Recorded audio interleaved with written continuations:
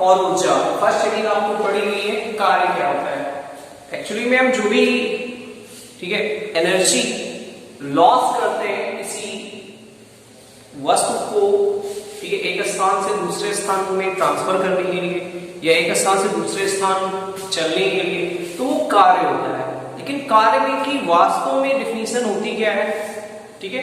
जैसे आपने घर से स्कूल आए, स्कूल से घर गए, तो एक कार्य है, आपने पढ़ाई की तो वो कार्य है। लेकिन अगर भौतिक के क्षेत्र में कार्य की बात की जाए तो उसकी डिफिनीशन कुछ अलग होती है। जैसे कार्य का मतलब होता है कि बल आपने जो लगाया उसका सही दिशा में विस्थापन भी होना चाहिए, ठीक है, तभी आपने कार्य किया, अन्यथा आपने कोई कार्य नहीं किया। कार्य अब आता है कार्य की डिफिनीशन क्या होती है, यानी किसी वस्तु पर बल लगाकर बल की दिशा में विस्थापित करने की क्रिया को हम कार्य कहते हैं। समझ में बात आ रही है? यानी किसी वस्तु पर बल लगाकर बल की दिशा में विस्थापित करने की क्रिया को कार्य कहते हैं। यानी अगर आप किसी वस्तु पर बल लगाते हो तो उसमें विस्थापन होना चाहिए, ठीक है। अगर विस्थापन नहीं हो रहा है तो आपने कोई कार्य नहीं किया, ठीक है। और भी एक चीज है, विस्थापन होना चाहिए, बल की दिशा में होना चाहिए, बल की विपरीत दिशा में नहीं होना चाहिए या बल के इधर उधर नहीं होना चाहिए, ठीक है। जैसे आप लोग कहते हो आप स्कूल आते हो, पढ़ते हो, ठीक है, अपने घर से चले स्कूल पहुंचे, ठीक है, वहां पे आपने पढ़ाई की, आपने वहां पे क्या सीखा ये डिपेंड करता है। अगर आपने कुछ नहीं सीखा तो आपने कुछ कार्य नहीं किया। बात समझ में आ रही है नहीं आ रही है, ठीक है। तो आपके लिए अगर आपने उस दिन कुछ सीखा है तो इसका मतलब आपने कार्य किया है, और अगर उस दिन नहीं सीखा है तो आपने कोई कार्य नहीं किया। जैसे कहा जाता है कि अगर मान लीजिए कोई प्लेटफार्म पर कुली जो है वो अपने सर पे बोझा उठा के चल रहा है तो वो कोई कार्य नहीं कर रहा है, ठीक है, क्योंकि आपने उस सामान को उठाया और अपने सर रख लिया, ठीक है, अपने सर पे रख लिया, लेकिन आपने बल, ठीक है, लगाकर उसको उठाया, लेकिन बल की दिशा में आपने उसको विस्थापित नहीं किया, ठीक है, इसलिए आपने वहां पे कोई कार्य नहीं किया। तो कार्य के लिए जरूरी होता है कि आप बल लगाकर और उसको उसकी दिशा में यानी बल की दिशा में विस्थापित करें, तभी आप कार्य करेंगे, अन्यथा कोई कार्य आपने नहीं किया, ठीक है। अब बात आती है यहाँ पे कार्य का। कार्य को हम W से लिखते हैं और W बराबर होता है, ठीक है, W बराबर होता है F इंटू S, यानी बल और बल की दिशा में जो विस्थापन ही है वो कार्य। मात्रक क्या होगा, जूल होता है, इसका मात्रक जूल होता है, इसे जूल कहते हैं, ठीक है। कार्य को हम जूल में मापते हैं, ठीक है। यदि जो बल है और ठीक है बल की दिशा से जो विस्थापन हो रहा है वो थीटा कोण पे हो रहा है, तो ये फार्मूला लिखते हैं W बराबर F into S cos theta, ठीक है, ये फार्मूला होता है। चाहे ये लिखें अगर कोण बल की दिशा में विस्थापन 0 अंश है, ठीक है, यानी बल की दिशा में ही विस्थापन हो रहा है तो W बराबर Fs होता है। और अगर आपने विस्थापन से थोड़ा, जो विस्थापन की दिशा है उससे थोड़े कोण बना के आपने बल लगाया या विस्थापित हुई तो जो W बराबर Fs cos थीटा होता है, ठीक है। बात समझ में आ रही नहीं है?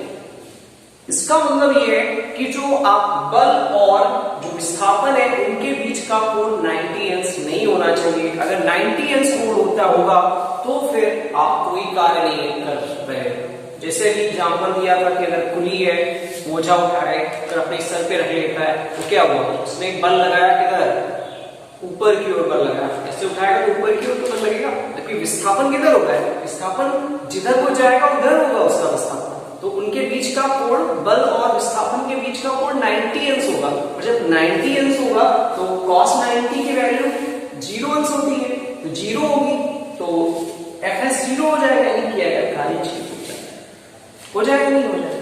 तो इस तरह से कह सकते हैं तब कार्य नहीं होगा। उसके बाद नेक्स्ट हेडिंग आती है ऊर्जा क्या होती है, चलिए जानते हैं ऊर्जा।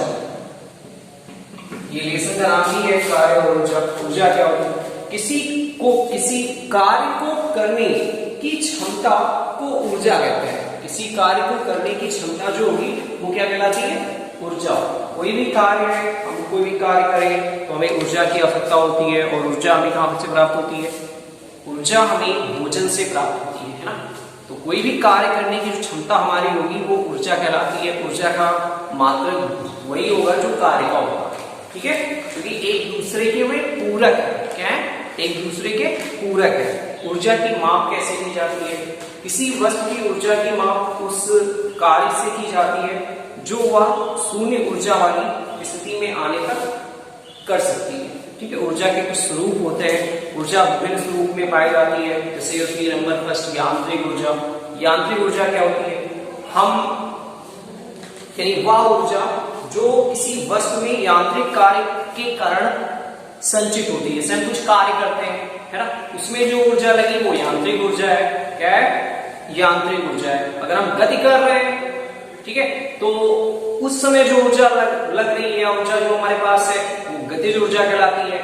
विराम अवस्था में कोई पिंड है, कोई इंसान है, उस समय उसके पास जो ऊर्जा होती है वो स्थितिज ऊर्जा कहलाती है ना। तो ये बहुत सारे रूप होते हैं। नंबर सेकंड पे आती है गतिज ऊर्जा। किसी वस्तु की गति के कारण, किसी वस्तु की गति के कारण उसमें जो ऊर्जा निहित होती है उसे हम गतिज ऊर्जा कहते हैं। गतिज ऊर्जा को एक्चुअली हम के से लिखते हैं। के फॉर होता है काइनेटिक एनर्जी, ठीक है। गतिज ऊर्जा हिंदी में बोलते हैं, गतिज ऊर्जा इंग्लिश में बोलते हैं काइनेटिक एनर्जी, ठीक है। तो के बराबर होता है 1/2 mv²। यहाँ m जो है वो द्रव्यमान है पिंड का, और v फॉर उसका वेग है। यानी जब द्रव्यमान, जब उसके पास वेग होगा, ठीक है, तो जाहिर सी बात उसके अंदर द्रव्यमान भी होगा, ठीक है। 1/2 mv²। उसका आता है पोटेंशियल एनर्जी फॉर स्थितिज ऊर्जा, ठीक है। स्थितिज ऊर्जा को हम एक्चुअली में u से लिखते हैं। किससे लिखते हैं? u से लिखते हैं, या कहीं p से भी लिख देते हैं। यानी किसी वस्तु की इस विराम स्थिति के कारण उसमें जो ऊर्जा निहित होती है उसे हम स्थितिज ऊर्जा कहते हैं। u बराबर लिखते हैं mgh। m का मतलब द्रव्यमान है, g का मतलब गुरुत्वीय त्वरण, h का मतलब क्या है? ऊंचाई है, ठीक है। ये पृथ्वी तल से कुछ ऊंचाई पे है तो उसकी वो स्थितिज ऊर्जा होती है।